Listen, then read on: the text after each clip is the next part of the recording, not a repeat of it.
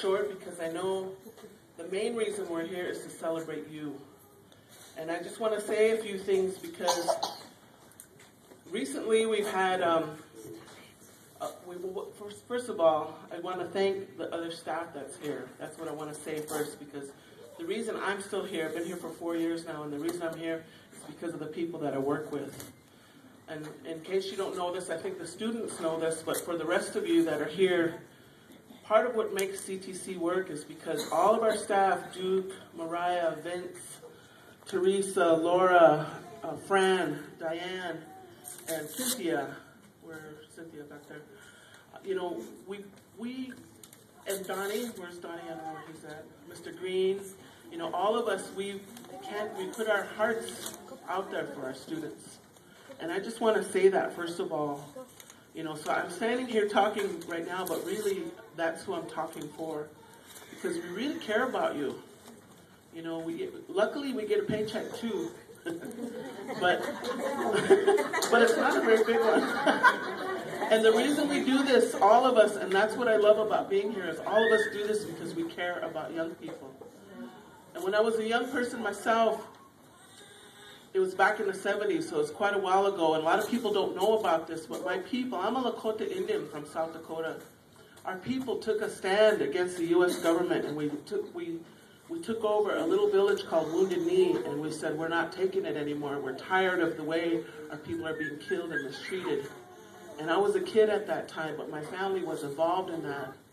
And what I learned from that experience, and part of why I wanted to be up here today, is that this culture that we live in, no matter what it is, the things we see on TV, and the things that are, you know, that we read about, all the American Idol, and, you know, the music we listen to, Drake and T.I. and Nicki Minaj, right? That's the big thing right now.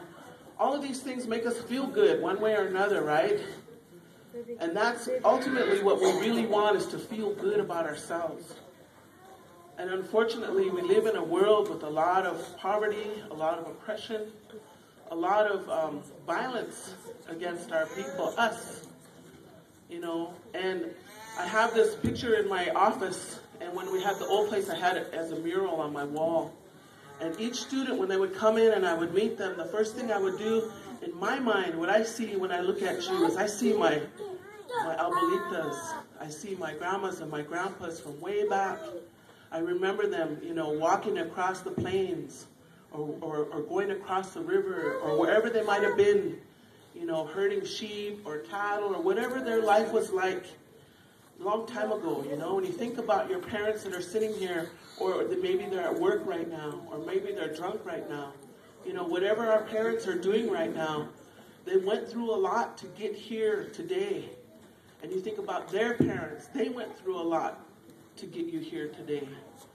And even before that, our great-great-grandparents, they went through a lot of hardships, you know, but they fought and they were strong. And for my people, my tribe in particular, I know my family. I know far back my great-great-grandmothers. When I was 7 years old, my great-great-grandmother was 97. And she was alive previous to the invasion.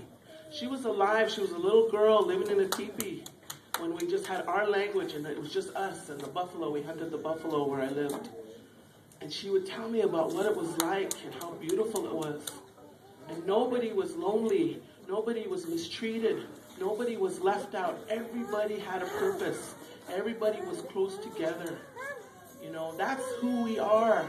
That's our legacy. That's where we come from.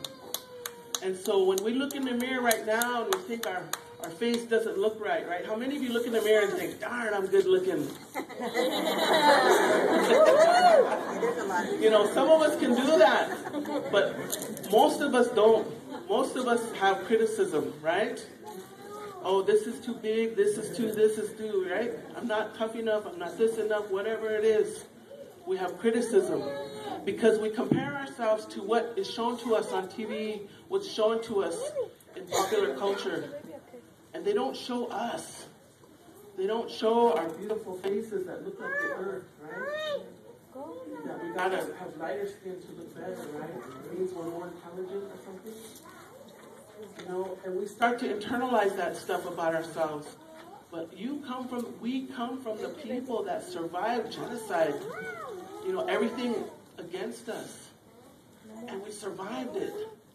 You know, and so that's what I look at when I look in the mirror. And yeah, I have that same thought.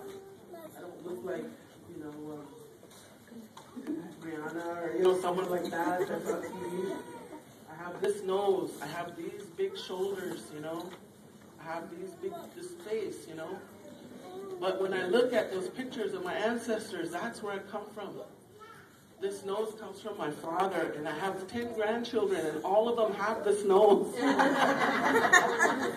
when I was a little kid, I didn't like this nose. You know, I didn't want it. I didn't even like my name, Lakota. Everybody else is Betty, Susie, you know, Veronica, Julie, Lakota, right? That's how racism affects us. That's how it makes us not like ourselves. And I see you come in every day, and sometimes your head is down. Sometimes you don't feel good. Sometimes you don't want to be here, you know. And every day we try to have a smile on our face and say, we're so glad you're here. And I just want to see, raise your hand if you felt like we were glad that you were here. Did you feel good walking in here? Did anyone feel good walking in here? That's our goal, because we want this to be a safe place. We want you to know that you become a part of our family. And part of the reason I want to say all this is because some of you we're not going to see anymore. You know, we have students every year that we get close to and we spend time with, and then they graduate and we don't see them anymore, and we wonder how they're doing. And we want you to know that you can always come back here. We're always here to try to help you any way we can. But because we know how intelligent you are. We know how smart you really are. You come from strong, intelligent people. And here, that's whose eyes, whose hands you have. Those grandmothers and those grandparents. When we're thinking of you when they went times of no food, time outdoors, or whatever it was, they wanted you to live. They wanted to have a better life. And so with my students, I say that to say, we honor those grandmas and grandpas. You know, what are you doing? Are you making the best of it, or are you blaming everyone else? It's fault. You know? One of you have the opportunity to be able to figure out what those gifts are. Not only do you have their strength, you have the talent, and they never leave us.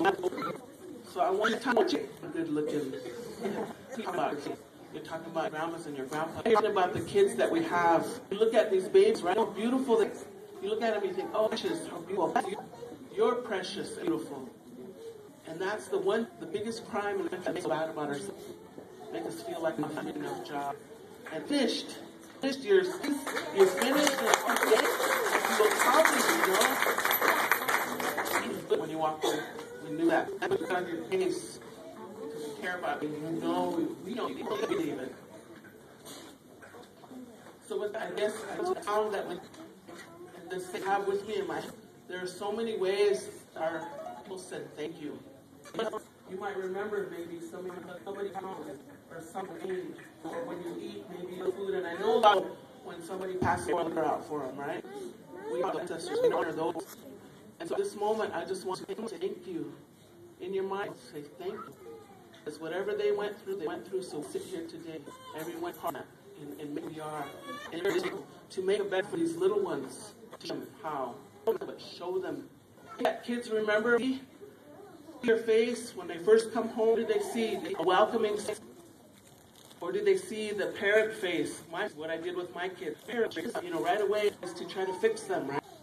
I knew that what they wanted is no matter what they did, no matter what they messed up, what's broken, to show them in our face that we love them and we cherish them. So let's just sing that too. That's what's really true. And we tell you, and I acknowledge Olsen. Diane, long to go to her, right? She's probably out of all of us, she's the one that she's got a heart of gold. And she is always on her job thing for all these, anything you need, any free food giveaways. She's giving me coupon or, Burger King or ways to help us. I don't know anybody like that, Diane. So I just want to say thank you and I want you.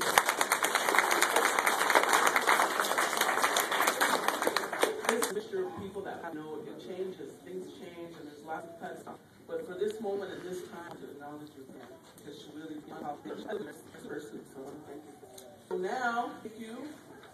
Next we have the graduation certificate. What I mentioned is we're going to do their certificate and a picture. But after we're done, and we're going to go and we have 2 caps and pencils. These students with the caps and gowns up here. So with your friends, however you want it, it's up to you. We want to show this picture to your friends. Look at them. Thank you. So we'll start with